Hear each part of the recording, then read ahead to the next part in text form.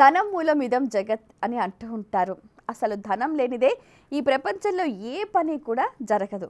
మరి అటువంటిది అఖండమైన ధన ప్రాప్తి కలగాలి, ధనం రావాలన్నా, ధనం నిలవాలన్నా, అప్పుల బాధలు తొలగిపోవాలన్నా తమలపాకుతో చిన్న పరిహారం చేస్తే సరి. చక్కగా ఒక తమలపాకును తీసుకొని దాన్ని తుడిచేసి మనం ఎంతో చక్కగా గంధంతో స్వస్తిక్ చిహ్నాన్ని తమలపాకుపై రాయాలి. అలాగే ఇటుపక్క రెండు రెండు గీతలు పెట్టాలి.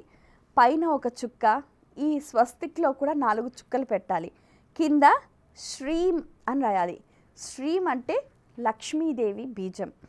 ఆ బీజ మంత్రాన్ని లిఖించిన తర్వాత పూజ దగ్గర పెట్టి పసుపు కుంకుమ అక్షతలతోటి శ్రీ మహాలక్ష్మీ నమః అంటూ కూడా 108 సార్లు ఆ అమ్మవారిని జపించి ధూపం దీపం నైవేద్యం మంగళహారతి.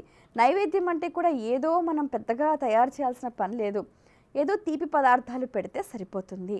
ఆ విధంగా చేసి పూజ చేసిన ఆ తమలపాకుని మన దగ్గర పెట్టుకుంటే, మన బ్యాగ్లోనో పర్సులోనో పెట్టుకుంటే మనకు ధనం స్థిరంగా ఉంటుంది అని చెప్తూ ఉంటారు. ఎందుకు అని అంటే దానిపైన ఉన్న బీజాక్షరం, పూజ చేసిన పూజాఫలం, లక్ష్మీదేవి అనుగ్రహం, వీటన్నిటి వల్ల లక్ష్మీదేవి మన దగ్గర స్థిరంగా ఉంటుంది.